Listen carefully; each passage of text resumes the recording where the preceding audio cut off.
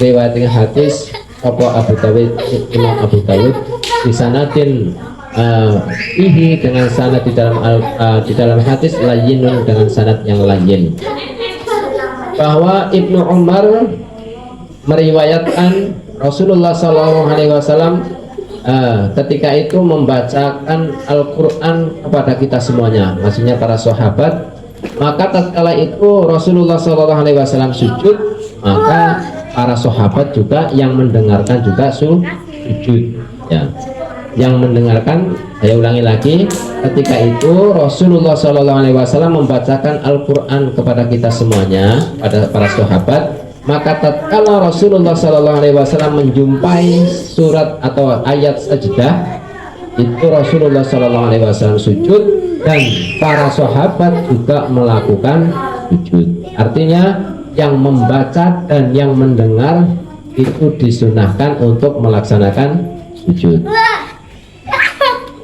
Kemudian Wan Abi Bakrin radhiyallahu anhu, dari Abi Bakar radhiyallahu anhu, anak Nabi teman setuhune Kanjeng Nabi iku kana ana sapa Kanjeng Nabi ana iku idza ja'ahu tatkalane teko ing Kanjeng Nabi apa amrun perkara yasarruhu kang gampang akep apa perkara ing Kanjeng Nabi khara mongko jungkel, ini artinya khara mongko sujud sapa Kanjeng Nabi sajidan khara mongko jungkel, ya jungkel itu bahasa Indonesianya apa? Telungkup, ya telungkup sajidan hale wong kang sujud lillahi lillahi maring Gusti Allah, rawahu al-khamsatu ila Nasa'i. Nah, tadi ini sudah masuk ke hadis sujud syukur, ya. Kemarin kan bab ini menerangkan satu sujud sahwi, yang kedua sujud tilawah, yang ketiga sujud syukur. Nah, sujud sahwi sudah kita bahas semuanya. Kemudian sujud syukur, sujud tilawah itu juga sudah selesai. Jadi intinya tadi, ya saya garis bawahi lagi, bahwa sujud tilawah itu hukumnya sunnah. Artinya orang yang melaksanakan mendapatkan pahala, orang yang tidak melaksanakan sujud tilawah juga tidak masalah, tidak apa-apa. Memang sih jarang sekali orang yang melaksanakan sujud tilawah tersebut.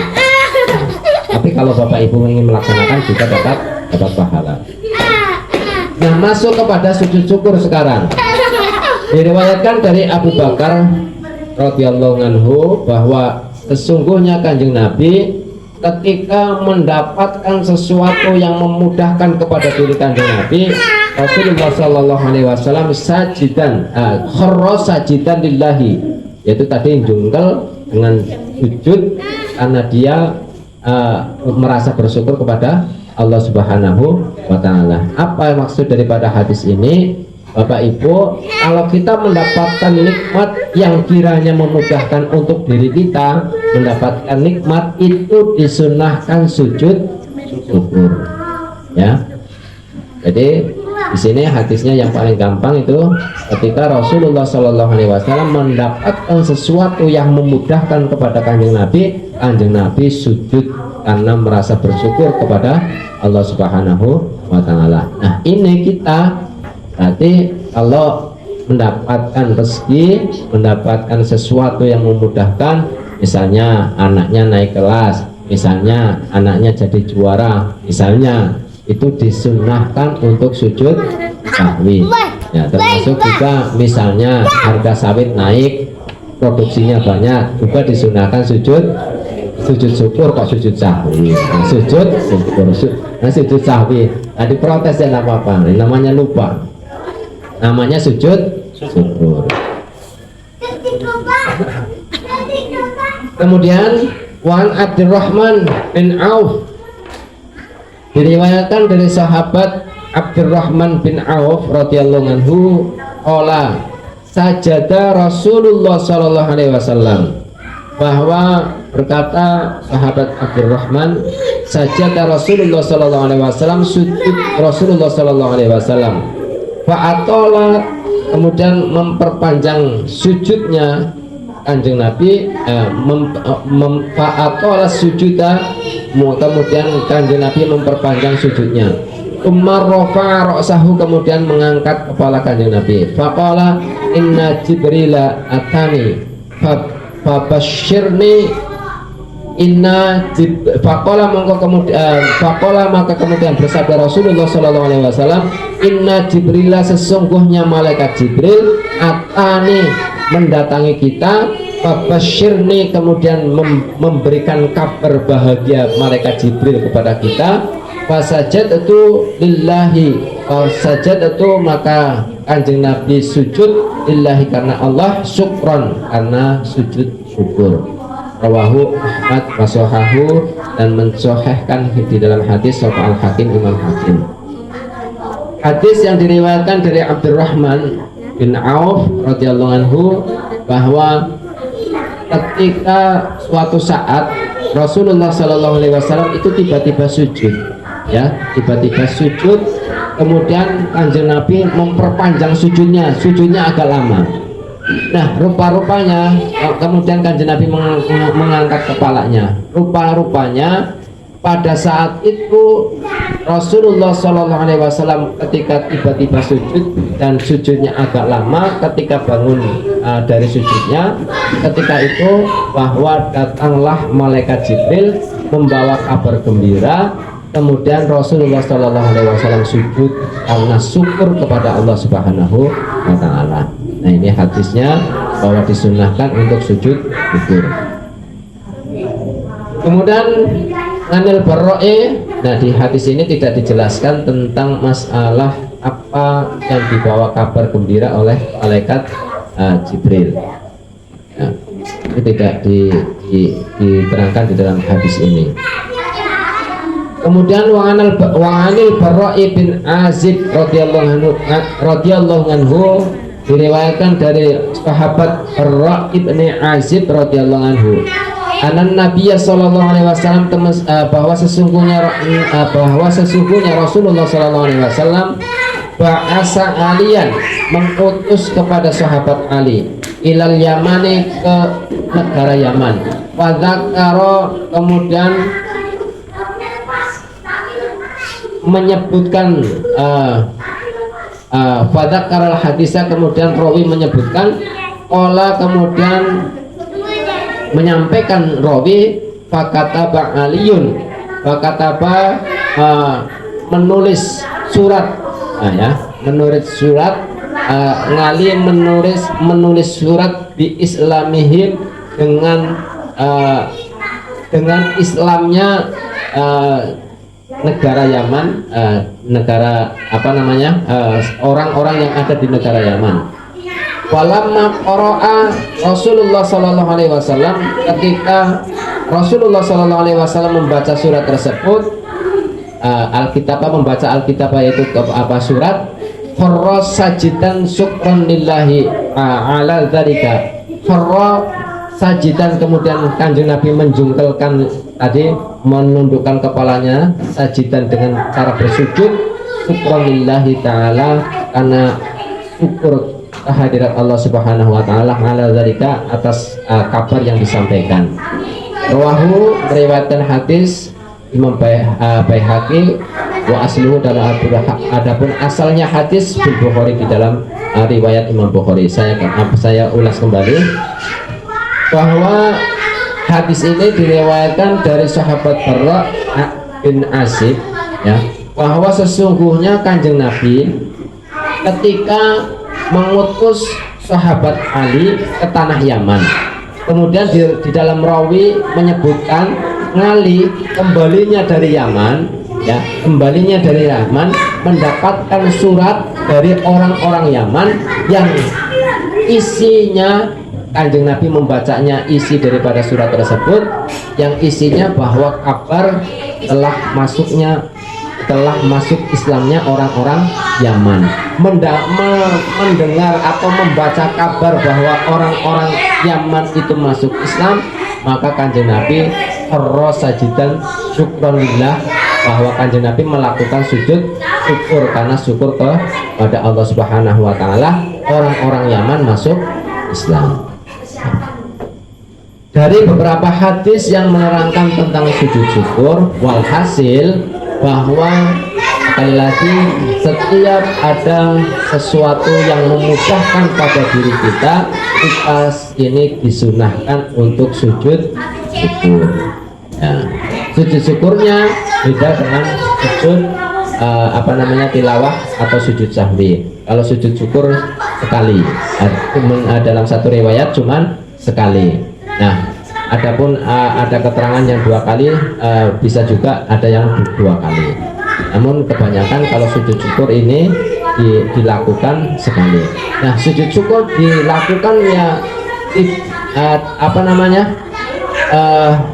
saya kembali ke keterangan kemarin bahwa sujud tilawah dan sujud syukur ini, khusus sujud tilawah dan sujud syukur, kalau sujud sahwi itu disyaratkan orang mempunyai wudhu, artinya orang pada posisi mempunyai wudhu. Tapi kalau sujud tilawah dan sujud syukur ini tidak diwajibkan untuk wudhu. Artinya begini, misalnya Mas Pur tiba-tiba dapat uang segepok, misalnya. Nah, Mas Pur itu tidak disarankan untuk wudhu terlebih dahulu baru melaksanakan sujud syukur. Tapi ketika dapat uang segepok, Mas Pur langsung sujud. Nah, itu kalau namanya sujud syukur tidak diwajibkan untuk wudhu terlebih dahulu. Tapi kalau sujud sahwi, karena dia masih dalam rangkaian sholat, itu harus pada posisi yang suci. Ya, paham ya? Baiklah Bapak Ibu yang kami hormati, inilah tentang masalah sujud. Insyaallah dari sujud sahwi, sujud tilawah, sujud syukur. Nah, berkenaan dengan apa yang pernah saya sampaikan, bahwa ada pertanyaan yang menyampaikan, Pak, saya itu pernah jumpa setelah Fatihah orang membaca surat, di tengah-tengah surat itu tiba-tiba sedang sholat, tiba-tiba sujud. Nah, inilah jawabannya, bahwa dia sedang melakukan sujud tilawah, sujud tilawah. Ya. Jadi nanti nggak usah heran orang tiba-tiba sujud, kemudian ada orang membaca Al-Quran, tadarusan tiba-tiba sujud, kita nggak usah heran, karena itu memang ada tuntunannya, ada pahalanya, ada disunahkannya melakukan sujud tilawah. Nah, ya, monggo silahkan Bapak Ibu yang merasa bersyukur silahkan sujud syukur, yang merasa membaca dengan mau melakukan sujud tilawah ya silahkan, itu semuanya ada pahalanya. Karena yang kita paham bahwa sunnah apabila kita kerjakan mendapatkan pahala, apabila kita tinggalkan juga tidak apa-apa. Baiklah Bapak Ibu yang kami hormati, mungkin ini yang perlu kami sampaikan tentang masalah 3 sujud. Insya Allah sudah sudah saya sampaikan. Nah, insya Allah di pertemuan besok insya Allah tentang sholat sunnah, ya, sholat sunnah apa saja yang dianjurkan atau diajarkan oleh Kanjeng Nabi tentang masalah sholat sunnah. Demikian, mungkin ada pertanyaan sebelum ditutup. Silakan.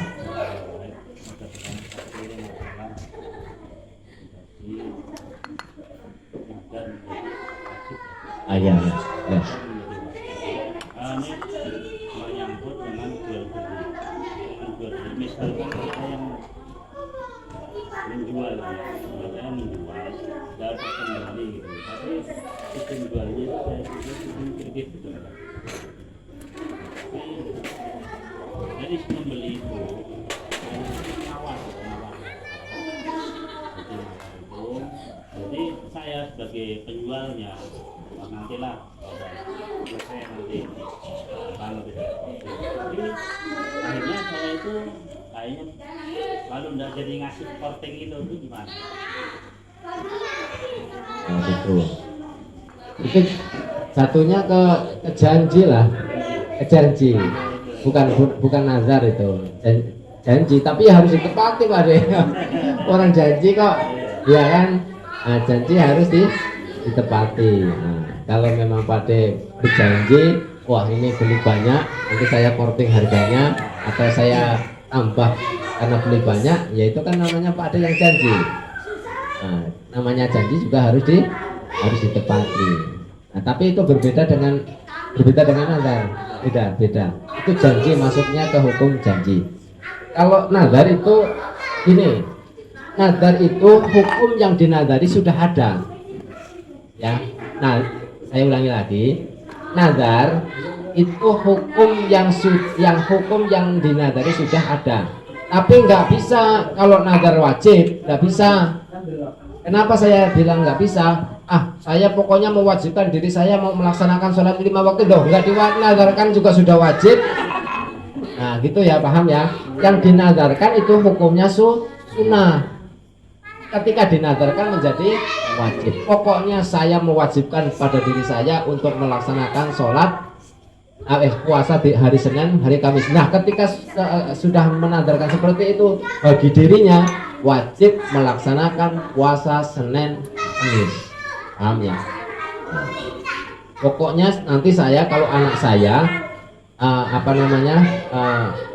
khatam Al-Quran, saya pokoknya akan melaksanakan syukuran, mengundang guru berbana pembuka Fatihah. Nanti kalau khataman ya wajib, hukumnya wajib mengundang guru berbana pembuka Fatihah, sholawatan. Nah, kira-kira gitulah ya. Jadi hukum yang dinazarkan itu baik sudah ada hukumnya. Yang tadinya sunnah, yang tadinya ihsan atau kebaikan itu menjadi wajib ketika orang mengatakan atau ya menyampaikan pada diri kita. Tapi nazar ini juga kalau di dalam satu riwayat itu sih memang harus ada saksinya. Saya ngomongkan sama Mas Sobirin, pokoknya anakku khatam Al-Quran yang arep motong wedhus lah. Nah, Mas Sobirin dengar. Nah, itu bisa juga jadi nazarnya, maka jadi. Kalau dalam hati di dalam satu riwayat itu belum jadi. Maksudnya di dalam kerentek belum terucap dalam hati. Ya kira-kira nanti kalau anak saya itu, tapi dalam hati anak saya itu khatam Al-Quran, saya kepengen potong kambing misalnya. Itu kalau dalam hati belum. Ya, dalam hati belum. Paham ya? Iya. Nah, jadi nadar. Jadi yang dinadarkan hukum aslinya itu sunnah menjadi wajib karena dinadarkan. Nah, paham ya? Nah, nanti ini karena takut salah paham juga. Paham ya? Ada sebenarnya? Itu kalau yang permasalahan tadi Pak Ade Sobirin itu maksudnya bukan ke nazar tapi ke janji. Ada lagi yang mau nanya? Enggak. Bacaan sujud tilawah ya? Sujud tilawah tidak ada bacaannya. Saya belum mendapatkan, mungkin karena keterbatasan saya juga ngajinya belum saya belum menemukan bacaan sujud tilawah beserta sujud syukur. Tiba-tiba sujud saja. Saya belum menemukan. Mungkin Bapak Ibu sudah menemukan bacaan sujud tilawah. Kalau saya belum. Saya belum menemukan bacaannya. Ya, bacaan yang boleh.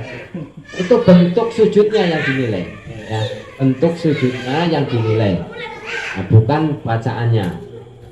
Kalau sujud sahwi kan sudah ditentukan, sudah dianjurkan subhana malayanamu wala yashu. Nah, namun kalau sujud tilawah sama sujud syukur, saya mohon maaf yang nanti siapa yang lebih duluan. Oh ini Pak, bacaannya sujud tilawah, ya silahkan. Saya juga belum tahu bacaannya. Tapi intinya bahwa di situ sujudnya yang dinilai. Nah, sujudnya yang dinilai. Nah, oke. Lagi.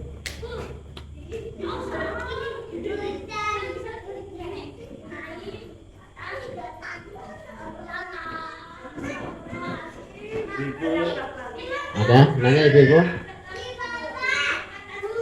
Bingung mau nanya apa? Baiklah. Kalau tidak ada pertanyaan, nanti besok lagi Kalau mau apa nanya silahkan nanya. Demikian yang perlu kami sampaikan, mudah-mudahan ada manfaatnya. Kurang lebihnya mohon maaf. Wal afu minkum wallahu muwaffiq ila aqwamit thoriq. Assalamualaikum warahmatullahi wabarakatuh.